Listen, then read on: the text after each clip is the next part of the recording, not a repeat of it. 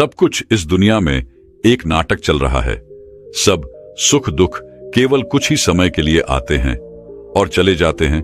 इसलिए इन सुख दुखों को भुलाकर हमेशा परमानंद में स्थित कैसे रहना है, यही हम आज एक प्रसिद्ध भिक्षु की कहानी के माध्यम से जानेंगे। तो चलिए कहानी की शुरुआत करते हैं। दोस्तों, वैसे तो भगवान ने हम में से हर किसी को वो सब कुछ दिया है जो हमें मिलना चाहिए था, लेकिन हम में से कुछ लोग उसकी कदर करते हैं और कुछ लोग उसकी कद्र कभी नहीं कर पाते।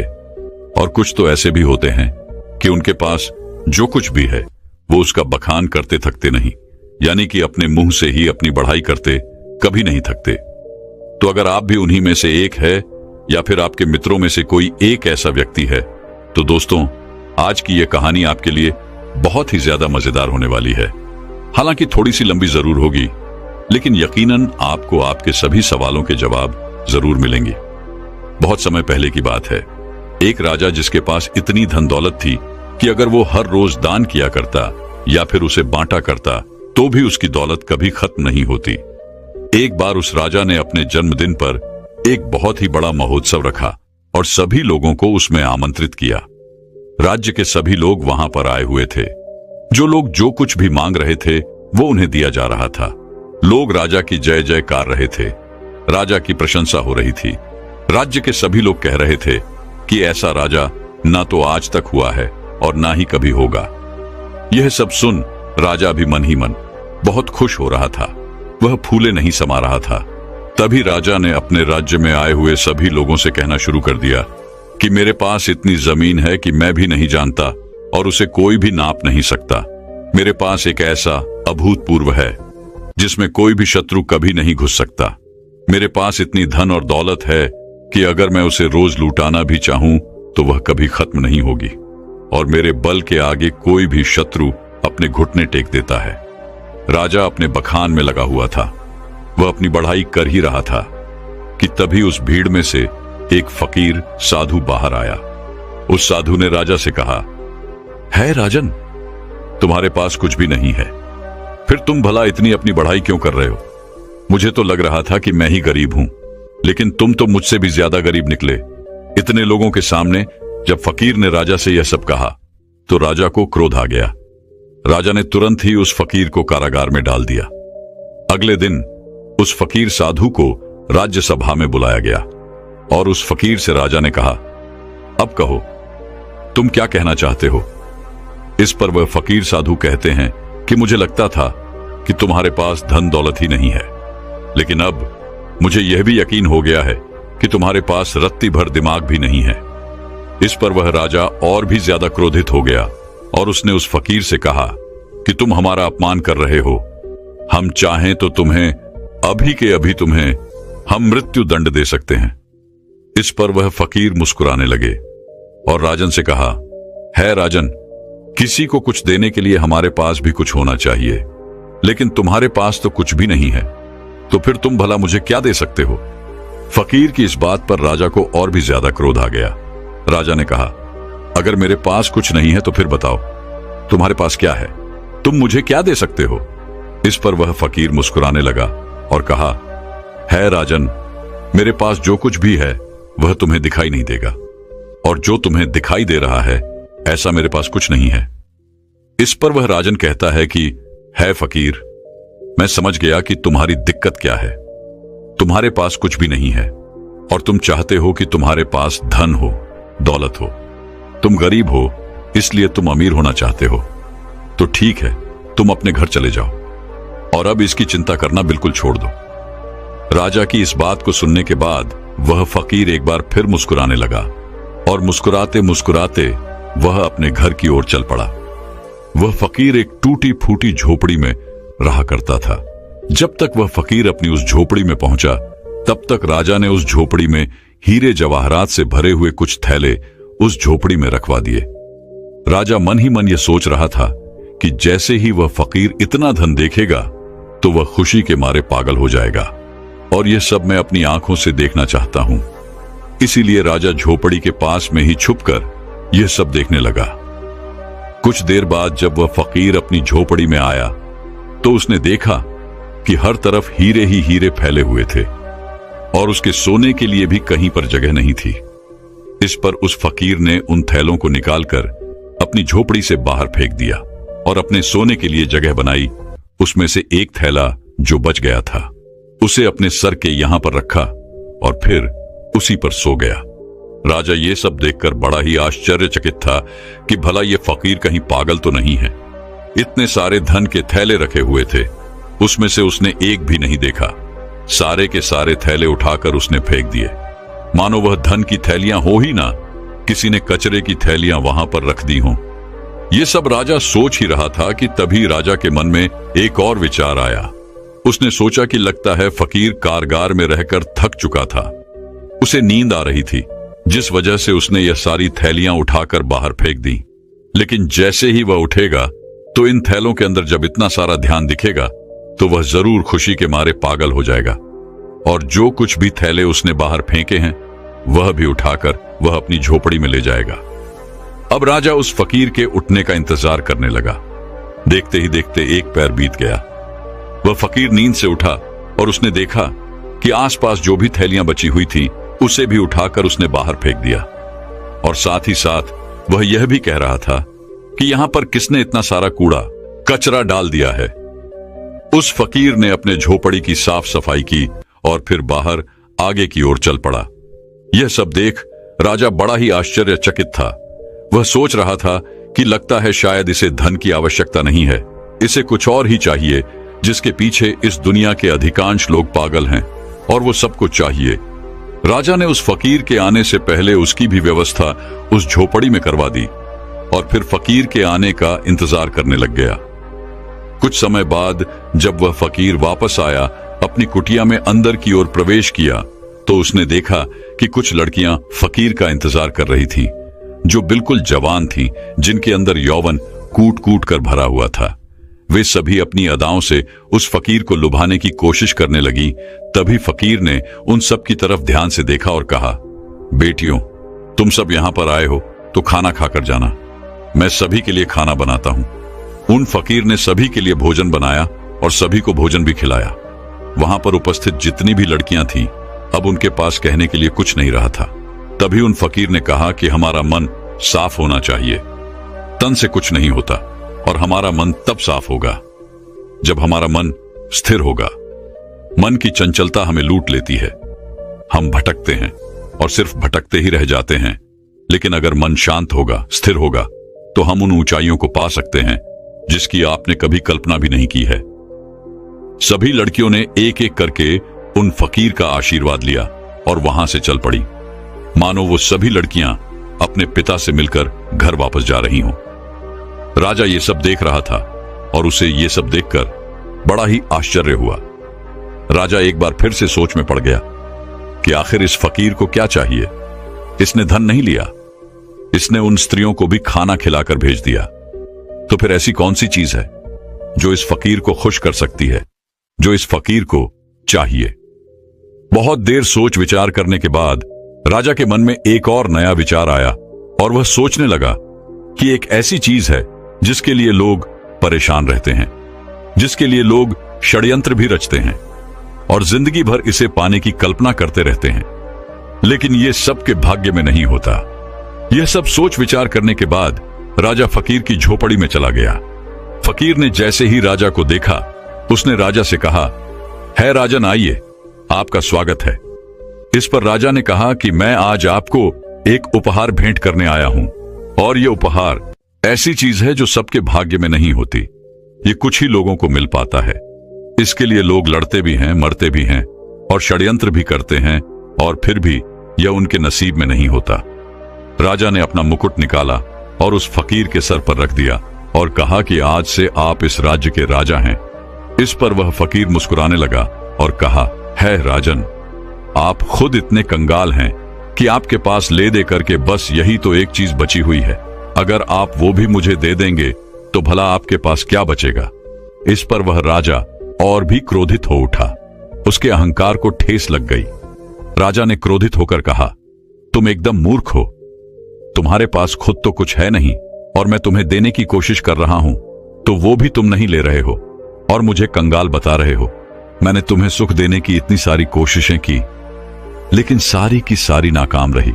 अब मुझे समझ में आ गया है कि तुम इसी कंगाली में जीना चाहते हो, तुम्हें यही कंगाली पसंद है। राजा के मुख से यह शब्द सुनते ही वह फकीर जोर से हंस पड़ा और कहा, जिसे तुम परम सुख बता रहे हो वो परम सुख नहीं बल्कि परम दुख है। तुम बता रहे हो कि तुम्हारे पास इतनी जमीन है कि कोई नाप नहीं सकता, इतना पैसा है कि अगर तुम बांटते रहो तो भी ये कभी खत्म नहीं होने वाला, और तुम ये भी कहते हो कि तुम्हारे बल के आगे शत्रु अपनी हार मान लेते हैं, अपने घुटने एक देते हैं।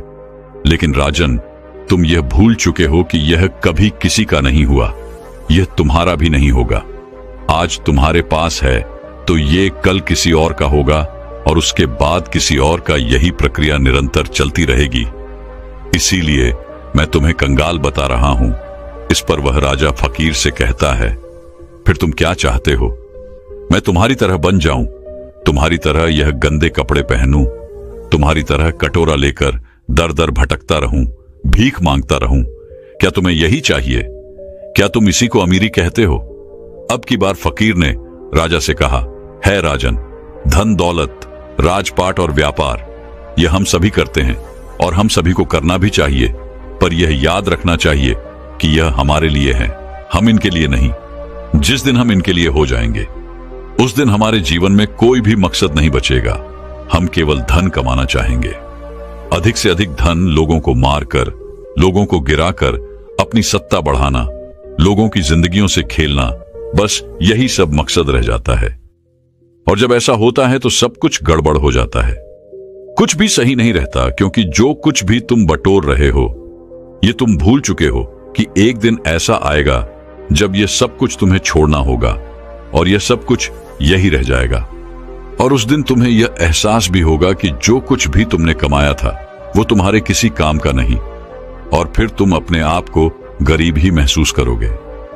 इस दुनिया में हर एक चीज हम मनुष्यों के उपयोग के लिए बनाई गई थी, लेकिन जैसे जैसे हम उन चीजों का उपयोग करने लग जाते हैं, हमारे मन में एक भ्रम सा पैदा हो जाता है कि ये सारी चीजें हमारी हैं, और हम इसके मालिक बनने की कोशिश करने लग जाते हैं, और हमें ऐसा लगने लगता है कि हमारे पास ही सब कुछ है, और हम अपने बड़े बड़े बखान भी करते हैं।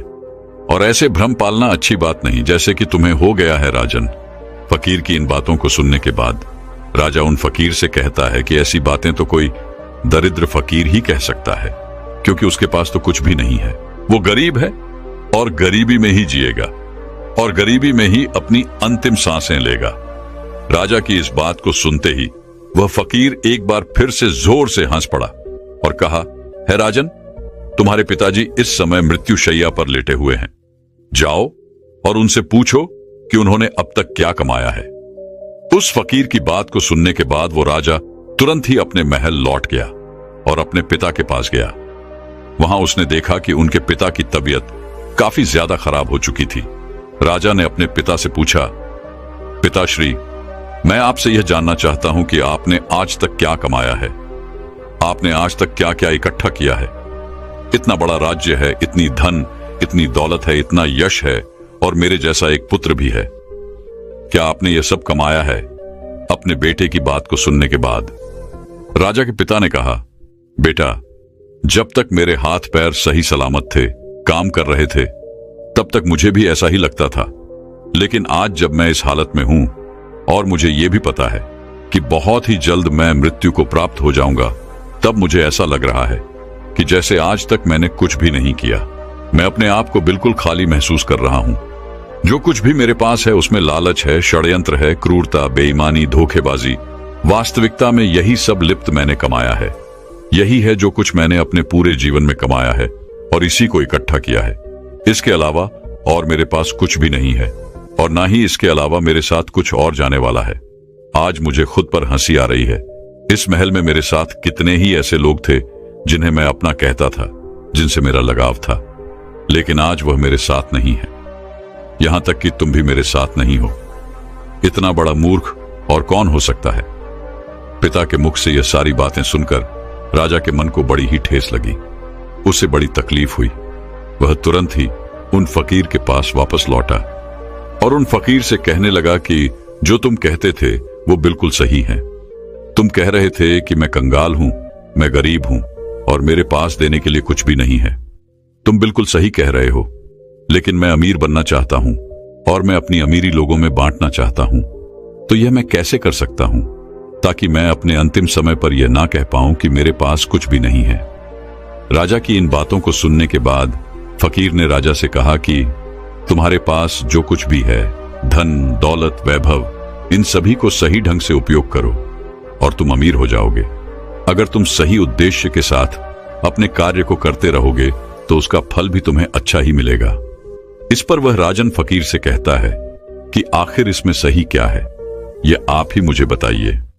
राजा की इस सवाल का जवाब देते हुए फकीर कहते हैं कि धन कमाओ और धन के मालिक बनो, लेकिन याद रखना कि कभी भी धन को अपना मालिक मत बनने देना। तुम राजा हो तो राजा के अपने कार्य को भी पूरा करो, प्रजा का ख्याल रखो, लेकिन प्रजा को लूट कर अपना धन, अपना वैभव मत बढ़ाओ। अपनी प्रशंसा खुद मत करो, ऐसे कार्य करो जिससे लोग तुम्हारी प्रशंसा करें, और जिस दिन लोग तुम्हारी प्रशंसा करना शुरू कर देंगे उस दिन समझ जाना कि तुमने अपने जीवन में कुछ अच्छा कमाया है जो तुम्हारे साथ जा सकता है। इस संसार में सभी भौतिक चीजों से अपने आप को जोड़ना छोड़ दो, क्योंकि ये सारी चीजें नश्वर हैं और यहीं पर रह जाएंगी, जैसे कि तुम भी नश्वर ही हो। तुम आए तो अकेले ही थे, लेकिन तुम अपने साथ अपने कर्म लेकर जाओगे। ये अच्छे हो सकते हैं या फिर बुरे, इससे तुम्हारा पीछा नहीं छूटने वाला। राजा को सारी बातें समझ में आ चुकी थी। राजा ने फकीर को धन्यवाद कहा, उन्हें प्रणाम किया और वापस अपने महल की ओर चल पड़ा। जैसा उसे फकीर ने कहा था, राजा बिल्कुल वैसे ही करने लगा। न तो उसने उसके बाद से कभी धन बांटा था, न ही बेवजह किसी को दंड दिया, और न ही बेवजह उसने अपने पड़ोसी देशों पर चढ़ाई करके उन्हें जीतने की कोशिश की। लेकिन उसने इस सीख के बाद अपने राज्य के लोगों को इतना मजबूत बना दिया कि उन्हें किसी से भी धन मांगने की कभी कोई जरूरत ना पड़े। कोई इतना गरीब ना हो कि उसके लिए 2 वक्ती रोटी ना मिल पाए, पहनने के लिए अच्छे अच्छे कपड़े हों, अच्छा घर हो, छत हो। इन सभी चीजों पर राजा ने बखूबी काम किया। 2 राज्य के युद्ध के बीच में सिपाहियों की बेवजह जान जाया करती थी, इसलिए राजा ने युद्ध करना भी बंद कर दिया। केवल अपने लोगों की रक्षा करने के लिए वह युद्ध में उतरा करता था। एक भयंकर युद्ध के दौरान वह राजा अपने एक सिपाही की जान बचाते हुए घायल हो गया था। राजा वह युद्ध तो जीत गया, लेकिन उसकी जान पर बनाई। राजा अपनी आखिरी सांसें ले रहा था। उस समय राजा के चेहरे पर मुस्कान थी। वह जोर से हंसा और कहने लगा, है फकीर, तेरा धन्यवाद कि मेरे लिए लोग इतना आंसू बहा रहे हैं, मेरी प्रशंसा कर रहे हैं और मेरी फिक्र भी कर रहे हैं। मैंने इतना कुछ कमा लिया है कि लगता है मैंने कुछ नहीं कमाया। मैं खाली हाथ आया था और खाली हाथ ही जा रहा हूं। ना मेरे पास कुछ अच्छा है और ना ही कुछ बुरा। तभी अचानक वह फकीर राजा के पास आया और राजा से कहने लगा, अरे इतनी क्या जल्दी है, अभी तो तुम्हें और शासन करना है। उस फकीर ने अपनी पोटली से एक औषधि निकाली और राजा को पिला दी। देखते ही देखते वह राजा बहुत ही जल्दी फिर से स्वस्थ हो गया, और जैसे ही वह पूरी तरह से स्वस्थ हुआ, वह वापस उस फकीर से मिलने उसी झोपड़ी में चला गया। लेकिन जब वो वहां गया तो बिल्कुल भी हैरान रह गया, क्योंकि वहां पर कोई फकीर नहीं था। वह फकीर कहां गया, यह किसी को नहीं पता। दोस्तों, कुछ इसी प्रकार हम अपना जीवन सिर्फ धन कमाने में लगा देते हैं। जीवन भर हम उस धन को कमाते हैं जो धन हमारे किसी काम का नहीं। हम ऐसी ही चीजें इकट्ठा करते रहते हैं, और आखिर में अंतिम समय आने पर हमें यह एहसास होता है कि हमने सब कुछ कमाकर भी कुछ नहीं कमाया, और हमारे साथ सिर्फ हमारे कर्म ही रह जाते हैं। तो दोस्तों, चलिए अब अपनी नींद को पूरी तरह से योग निद्रा के माध्यम से ध्यान में कैसे परिवर्तित करना है, और ब्रह्मचर्य में सुबह जल्दी उठने की आदत कैसे लगानी है, इस विषय पर अगली कहानी की शुरुआत करते हैं। दोस्तों, कहते हैं जिन लोगों की नींद मृत्यु के समान शांत और स्थिर हो जाए, उन लोगों का हर सुबह एक नया जन्म होता है। इसका अर्थ यह हुआ कि जिस प्रकार ऋतु के समय हमारी सांसें एकदम से थम सी जाती है, उसी प्रकार नींद में अगर हमारी सांसें इतनी धीमी रफ्तार से चलेंगी जिसका किसी को पता ना चले कि हम सांसें ले रहे हैं या नहीं, तो यह समझ जाइएगा कि आप योग निद्रा में हैं। योग निद्रा का अर्थ यह हुआ कि आपकी नींद ही आपके लिए ध्यान बन चुकी है, और यदि एक बार आप योग निद्रा में पहुंच गए तो आपको ब्रह्म मुहूर्त में जागृत होने का प्रयास कभी नहीं करना पड़ेगा, क्योंकि एक साधारण व्यक्ति की नींद 8 घंटों की होती है और वहीं पर जो व्यक्ति योग निद्रा में होता है उसकी नींद केवल 4 से 5 घंटों की ही होती है। इसी कारण यदि आप योग निद्रा में होंगे तो आपका अपना शरीर ब्रह्म मुहूर्त में बिस्तर छोड़ देगा। यदि आप भी अपनी नींद को योग निद्रा की नींद बनाना चाहते हैं, अपने आप को ब्रह्म मुहूर्त में उठाना चाहते हैं, तो इसके लिए आपको एक बात समझनी बहुत जरूरी है, और वह यह है कि अपने शरीर के साथ जबरदस्ती हमें नहीं करनी चाहिए। अगर आप जबरदस्ती करके किसी तरह से तरह तरह के उपकरणों का इस्तेमाल करके यदि आप ब्रह्म मुहूर्त में उठ भी जाते हैं तो आपकी नींद पूरी नहीं होगी। आपका शरीर थका हुआ होगा और आपका ध्यान भी पूरी तरह नहीं लग पाएगा। इसलिए यदि आप किसी तरह से ब्रह्म मुहूर्त में जबरदस्ती उठ भी जाते हैं तो आप ब्रह्म मुहूर्त की उस समय का, उस ऊर्जा का भरपूर उपयोग नहीं कर पाएंगे। और वहीं पर यदि आपकी आंखें खुद ब खुद ब्रह्म मुहूर्त के समय पर खुल जाती हैं तो आप सुबह के ध्यान में गहरे उतर सकते हैं, ब्रह्म मुहूर्त की उस ऊर्जा का भरपूर उपयोग कर सकते हैं। लेकिन वहीं पर यदि हम जबरदस्ती करके किसी तरह से ब्रह्म मुहूर्त में उठ भी जाते हैं तो इसका अर्थ यह है कि हमने अपने शरीर को तनाव दिया है, जबरदस्ती हमने उसे उठाया है, जिस कारण हमारा पूरा दिन तनाव में ही बीतेगा। हम दिन भर थका हुआ महसूस करेंगे, हारा हुआ महसूस करेंगे और हमारा मन भी किसी कार्य में नहीं लग पाएगा। यदि आप वास्तव में ब्रह्म मुहूर्त में उठना चाहते हैं तो इसकी तैयारी आपको पिछली रात को ही करनी होगी। जैसे कि मान लीजिए आप रोज रात को 8 बजे तक खाना खा लेते हैं तो उसके बाद 9 बजे तक आप सोने की तैयारी कर लीजिए। आपको यह समय निश्चित रखना होगा। नियमित तौर पर आपको हर रोज 9 बजे ही सोना होगा। 9 बजे आपको अपने बिस्तर पर पहुंच जाना है, शांत होकर स्थिर होकर सो जाना है। और एक बात और याद है, जब आप इस अवस्था में होंगे तब आपके मन में किसी प्रकार के कोई विचार नहीं होने चाहिए, जैसे कि आज मैंने यह काम नहीं किया, आज मैंने वह काम नहीं किया। यदि मैंने इस कार्य को आज कर लिया होता तो कल मेरे ऊपर इतना दबाव ना होता। आपके दिन भर के सारे काम दिन भर में छूट जाने चाहिए। यदि आप व्यापार करते हैं तो आपके व्यापार के सारे काम वहीं रह जाने चाहिए। इस स्थिति के दौरान आपके मन में ऐसे कोई विचार नहीं होने चाहिए जिससे आप और आपकी नींद पर प्रभाव पड़े, फिर चाहे वह कार्य आपके लिए कितना भी जरूरी क्यों ना हो, फिर चाहे वह विचार ही आपके लिए कितना भी जरूरी क्यों ना हो, क्योंकि एक अच्छी नींद देना अति आवश्यक होता है, जिससे हमारा शरीर ऊर्जावान बना रहता है, ताकतवर बना रहता है। गहरी नींद के मुकाबले और कोई काम जरूरी नहीं होता, क्योंकि अत्यधिक धनी से धनी लोग भी धन तो बड़ी सरलता से कमा लेते हैं, लेकिन वह उसे अपने लिए रातों की नींद नहीं खरीद सकते। और यदि मान लीजिए आपने 9 बजे का समय तय कर लिया है, क्या आपको ठीक इसी समय पर सोना है, तो इसके लिए आपको करीबन 2 घंटे पहले से ही इसकी तैयारी शुरू कर देनी चाहिए। यदि आप ऐसा सोचते हैं कि मैंने 9 बजे ही भोजन कर लिया और 9 बजे ही मैं बिस्तर पर चला जाता हूं और उसके बाद मुझे गहरी नींद आ जाएगी, तो यह आपका वहम है। क्योंकि यदि आप सचमुच योग निद्रा का आनंद लेना चाहते हैं, इसे अपने जीवन में उतारना चाहते हैं, तो आपको करीबन 2 घंटे पहले से इसकी तैयारियां शुरू कर देनी चाहिए।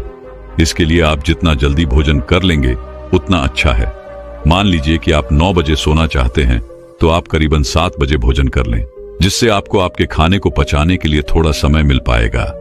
लेकिन क्या आपने कभी यह देखा है कि जैसे ही हम खाना खाते हैं उसके कुछ देर बाद ही हमें नींद आने लगती है? ऐसा इसलिए होता है क्योंकि हमारा शरीर उस खाने को पचाने के लिए अपनी पूरी ऊर्जा लगाने के लिए तैयार हो जाता है, और ऐसे समय पर हम थकावट महसूस करते हैं और हमें नींद आने लगती है। और ऐसे समय पर हमारे शरीर को अत्यधिक आराम की आवश्यकता भी होती है, और जब हम सो जाते हैं तो नींद में हमारा शरीर यूं ही काम करता रहता है। वह उस खाने को पचाने में जुटा रहता है जो हम सोने से पहले खाकर सोए होते हैं। इसीलिए आप रात्रि का भोजन जितनी जल्दी कर लेंगे उतनी ही जल्दी आपका भोजन पच जाएगा और आप एक गहरी नींद ले सकेंगे। आयुर्वेद के हिसाब से हमें रात्रि का भोजन सूरज के ढल जाने के पहले करना चाहिए, और आयुर्वेद में यह भी कहा गया है कि रात्रि का भोजन जितना हल्का होगा उतना ही हमारा शरीर ऊर्जावान होगा, उतनी ही जल्दी हमारा शरीर उसे पचाने में सक्षम होगा। इसलिए हमेशा कोशिश करें कि रात्रि में हमेशा हल्का भोजन करें। लेकिन आजकल हम में से अधिकांश लोग तरह तरह के तरल पदार्थों का इस्तेमाल करते हैं, तरह तरह के तेलों का इस्तेमाल करते हैं ताकि वो अपने खाने को और भी ज्यादा स्वादिष्ट बना सकें। लेकिन इससे हमारे खाने को पकाने में और भी ज्यादा समय लगता है, और जिस भोजन को पकाने में जितना ज्यादा समय लगता है वह भोजन उतना ही ज्यादा पचने में भी समय लेता है। और इसी के विपरीत जिस भोजन को पकाने में कम समय लगता है वह भोजन उतना ही हल्का होता है और हमारे शरीर के लिए उतना ही ऊर्जावान भी होता है। हमारा शरीर इस भोजन को बड़ी आसानी से पचा लेता है और हमारे शरीर को भरपूर ऊर्जा जल्द से जल्द प्रदान कर पाता है। अगर हम कुछ उदाहरण लें तो आपने देखा होगा आटे की रोटी बनाने में हमें थोड़ा समय लगता है, और जब हम इसका सेवन करते हैं तो इसे हमारा शरीर पचाने में भी भरपूर ऊर्जा का इस्तेमाल करता है। वहीं पर यदि चावल की बात की जाए तो इसे पकाने में कम समय लगता है और यह बहुत हल्का भी होता है, और इसे पचाने में हमारे शरीर को मेहनत भी बहुत कम करनी पड़ती है, जिससे हमारे शरीर की ऊर्जा बहुत कम खपत होती है। इसी प्रकार खिचड़ी, चावल, उबली हुई सब्जियां, ये सब हल्के खाने में आते हैं, और वहीं पर रोटी, घी, तेल इत्यादि ये सारे भारी खाने में आते हैं, जिन्हें पचाने में हमारे शरीर को अत्यधिक ऊर्जा लगानी पड़ती है और हमारे शरीर को इसे पचाने में अत्यधिक समय भी लग जाता है। और आप लोगों ने यह भी देखा होगा कि जब हम में से अधिकांश लोग भारी भोजन करते हैं तो उन्हें नींद बहुत देर तक आती है, अर्थात वो बहुत देर तक सोते रह जाते हैं, क्योंकि इसे पचाने में अत्यधिक समय लगता है, अत्यधिक ऊर्जा नष्ट होती है। इस कारण हमारा शरीर थक जाता है और उसे आराम की भी अत्यधिक आवश्यकता होती है, और इसी कारणवश हमारे शरीर में तरह तरह की बीमारियां भी उत्पन्न होने लगती है। लेकिन आजकल हम लोगों को यही नहीं पता होता कि हमें किस तरह का भोजन करना चाहिए। आप में से अधिकांश लोग रोज सुबह सुबह या शाम के वक्त व्यायाम करने जाते होंगे, अच्छा शरीर बनाने के लिए, अच्छा और सुडौल दिखने के लिए, जिससे आपका शरीर बलवान हो, ऊर्जावान दिखे। लेकिन इसके लिए आप भारी भोजन भी करते हैं। इससे आपका शरीर ऊर्जावान और सुडौल तो दिखता है, लेकिन शरीर की वह प्राकृतिक ऊर्जा, वह प्राकृतिक स्फूर्ति और प्राकृतिक ताजगी हमेशा के लिए नष्ट हो जाती है। इसलिए कहा जाता है कि शरीर का बलवान होने से ज्यादा मजेदार है मन का आनंदित होना। यह बात बिल्कुल सच है कि हर एक मनुष्य को व्यायाम करना चाहिए, जिससे उसका शरीर स्वस्थ और सुडौल बना रहता है, रोग मुक्त रहता है। लेकिन हमें उतना ही व्यायाम करना चाहिए जिससे कि हमारा शरीर थके ना, और हमारे शरीर को कम से कम आहार की जरूरत पड़े, जिससे हमारा शरीर प्राकृतिक तौर पर ऊर्जावान बना रहता है। आपने खुद इस चीज का अनुभव किया होगा जब आप में से अधिकांश लोग व्यायाम करते होंगे, और जब आप किसी दिन जरूरत से ज्यादा या फिर यूं कहें कि कुछ कठिन व्यायाम कर लेते हैं तो आपका शरीर अत्यधिक थक जाता है और आपकी नींद की अवधि भी बढ़ जाती है। इसी कारणवश हमारे शरीर को ज्यादा आराम की जरूरत पड़ जाती है और हम इस पर ध्यान नहीं दे पाते। इसीलिए जब अगले दिन हम उठते हैं तो हमारा शरीर थका हुआ महसूस होता है, हमारे शरीर के अंदर हमें ऊर्जा कम महसूस होती है। लेकिन जो व्यक्ति समझदार हैं वो लोग यह जानते हैं कि हम चाहे शरीर के लिए कितना भी व्यायाम क्यों ना कर ले, इसे चाहे कितना भी बलवान क्यों ना बना ले, लेकिन एक ना एक दिन तो इसे मिट्टी में मिलना ही है।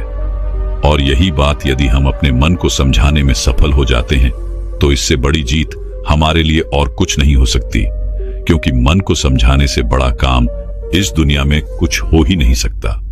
जो व्यक्ति अपने मन पर काबू पा लेते हैं उसे समझाने में कामयाब हो जाते हैं। समझ लीजिए कि उन्होंने अपने जीवन पर विजय प्राप्त कर ली, उन्होंने अपने आप पर विजय प्राप्त कर ली, क्योंकि हमारा मन ही हमें भटकाता है, हमारा मन ही हमें लुभाता रहता है, हमारा मन ही दूसरों को प्रभावित करने में लगा रहता है। जैसे कि हम में से अधिकांश लोग व्यायाम इसलिए करते हैं ताकि उनका शरीर सुडौल और बलवान दिखे और वह लोगों को प्रभावित कर सके। जैसा कि आजकल हम सभी तरह तरह के विज्ञापनों में देखते रहते हैं, उसे देखकर हमारा मन भी उसी तरह काम करने लग जाता है, क्योंकि हमने हमेशा से तरह तरह के कलाकारों को देखा है जो अपने शरीर को सुडौल और आकर्षक बना लेते हैं। हमारा मन भी उसी पर काम करता है। हमारे मन को भी वही चाहिए। हमारे मन को भी लोगों को प्रभावित करना है, जिस कारण हम भी उसी राह पर चल पड़ते हैं। लेकिन हम कभी ये नहीं सोचते कि अगर हमारा समाज साधु संतों, ऋषि मुनियों की तरह मन को आकर्षण बनाने में ध्यान देते तो शायद हम व्यायाम से कहीं ज्यादा ध्यान को देते, उसे महत्वपूर्ण समझते। खैर, हम अपने विषय की तरफ आगे बढ़ते हैं। रात्रि को करीबन 7 बजे के आसपास आपको भोजन कर लेना है और यह भोजन हल्का होना चाहिए। उसके बाद आपको अपने शरीर को शांत और स्थिर बनाने की कोशिश करनी है, क्योंकि इस दौरान आपके पास कोई और काम नहीं होना चाहिए। 7 बजे के पहले पहले आपको आपके सारे काम निपटा लेने हैं, फिर चाहे वह दफ्तर क्यों या व्यापार के या फिर मन में कोई उथल पुथल, इन चीजों को पूरी तरह से बंद कर देना है। और 7 से 9 बजे के बीच का यह जो वक्त है, इसका हमें भरपूर उपयोग करना है अपने मन को शांत करने के लिए, स्थिर करने के लिए, विचार मुक्त बनाने के लिए। और इसके लिए चाहें तो आप रात्रि के बाद स्नान भी कर सकते हैं, और स्नान करने के लिए आप चाहे तो हल्के गुनगुने पानी का भी इस्तेमाल कर सकते हैं। और स्नान करते वक्त आपके मन में तरह तरह के विचार उत्पन्न होंगे, और इस समय पर आपको केवल इन्हीं विचारों पर ध्यान देना है। जैसे कि आज जो भी थकान हुई है, मेरा शरीर जितना भी थका हुआ है, जो भी मैंने आज काम किया है, जो भी मैंने किसी से ईर्ष्या की है, नफरत की है, घृणा की है, वह सारी चिंताएं, वह सारी परेशानियां इस पानी के साथ धूल रही है, और मेरा मन एकदम खाली, शांत और निर्मल हो रहा है। यदि आप ऐसा भाव स्नान करते वक्त मन में रखते हैं तो आपका मन शांत होने लगेगा और आप अपने आप को स्थिर करने में भी धीरे धीरे कामयाब हो ही जाएंगे। जब आप रोज रोज एक ही अभ्यास लगातार करते रहेंगे तो इसका परिणाम भी आपको उतना ही जल्दी मिलेगा। और स्नान करने के बाद कोशिश कीजिए कि आपका ध्यान किसी और पर ना जाए। एकदम शांत रहिए। जो भी आपने आज किया है, जो भी वस्तुएं आपने देखी हैं, सोची हैं, सुनी हैं, उन्हें वहीं पर छोड़ दीजिए, क्योंकि वह सारी चीजें आपको अगले दिन फिर वहीं पर मिल जाएंगी। और उसके बाद अपने कक्ष की ओर आगे बढ़े। अपने कक्ष में जो भी सुगंध आपको पसंद हो उसका इस्तेमाल करें। हो सकता है या कोई धूप बत्ती हो या फिर कोई परफ्यूम, आप इसका इस्तेमाल कर सकते हैं। उसके बाद अपने कमरे की रोशनी को धीमा कर दीजिए और मन को शांत करने के लिए, स्थिर करने के लिए कोई शांत संगीत लगाकर उसे ध्यानपूर्वक सुन सकते हैं। और उसके बाद आप बिस्तर पर लेट जाइए और किसी प्रकार के उपकरणों का इस्तेमाल ना करें। बस सोते वक्त अपने मन में अपने आप से कहिए कि मुझे ब्रह्म मुहूर्त में उठना है, और इसे आपको बड़े ही ध्यानपूर्वक कहना है। आपका पूरा ध्यान केवल इन्हीं शब्दों पर होना चाहिए। यदि आप सुबह 4 बजे उठना चाहते हैं तो आप कह सकते हैं कि मुझे कल सुबह 4 बजे उठना है। हे प्रभु, मेरी इसमें मदद कीजिएगा। मुझे अगली सुबह 4 बजे उठा दीजिएगा, क्योंकि आप ही इस सृष्टि के कर्ता धर्ता है। इसलिए मैं आपके भरोसे एक गहरी नींद लेने जा रहा हूं और मुझे पूरी उम्मीद है कि आप मुझे कल सुबह 4 बजे अवश्य जगा देंगे। अपने मन में यह भाव बनाए रखें और इसी भाव के साथ आप गहरी नींद में चले जाएं। आपको ऐसा पूरे 21 दिनों तक करना होगा। उसके बाद आप खुद ही एहसास कर पाएंगे कि जब आप नींद में थे तब भी आपको आपके आसपास क्या हो रहा है। इन सब का ज्ञान था। आप नींद में भी जगे हुए थे और अब आपका जागरण पूर्ण हुआ और अब आप योग निद्रा में प्रविष्ट हो चुके हैं। आप यह भी एहसास कर पाएंगे कि जिस नींद को पूरा होने में 8 से 10 घंटे लगा करते थे, और उसके बाद भी जब हम अगली सुबह उठते हैं तो हमारा शरीर थका हुआ और बीमार सा महसूस होता था, अब वही नींद केवल 4 से 5 घंटों के अंदर पूर्ण हो जा रही है। और आपके शरीर में भी एक अलग ऊर्जा है, अलग शक्ति है। आपका मन भी स्फूर्ति से भरा हुआ है और आपका मन भी सभी कार्यों में बड़ी सरलता से और सहजता से लगने लगा है। और ऐसा इसलिए हो पाता है क्योंकि यह नींद आपकी वास्तविक नींद है। पहली जो नींद आप सो रहे थे उसमें आपके मन में तरह तरह के विचार रहते थे, तरह तरह के आपको सपने दिखाई पड़ते थे। आपका मन, आपका मस्तिष्क पूरी रात्रि भर काम करता रहता था आपका शरीर आपके भोजन को पचाने के लिए कार्य करता रहता था, जिससे आपकी ऊर्जा नष्ट होती रहती थी। इसी कारणवश जब आप उस नींद से उठते थे तब भी आपका शरीर उसी प्रकार थका हुआ, हारा हुआ और कमजोर दिखाई पड़ता था। लेकिन जब आप इस प्रक्रिया का इस्तेमाल करेंगे तो उसके बाद ना तो आपके मन में कोई विचार होंगे, ना ही आपका शरीर थका हुआ होगा और ना ही आपके शरीर को किसी प्रकार के किसी क्रिया को करने की कोई आवश्यकता पड़ेगी। आपका मन, आपका दिमाग पूरी तरह से शांत होगा और जब आप अगली सुबह उठेंगे तो आपका शरीर पूरी तरह से ऊर्जावान बना रहेगा।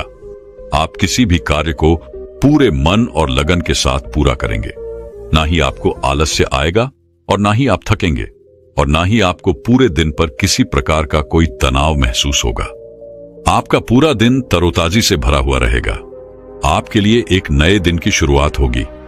आप हर काम में आनंद लेंगे। योग निद्रा में पहुंचने के बाद आपका ध्यान करना भी अत्यधिक सरल हो जाता है। आप बहुत जल्दी ही गहरे ध्यान में उतर जाते हैं।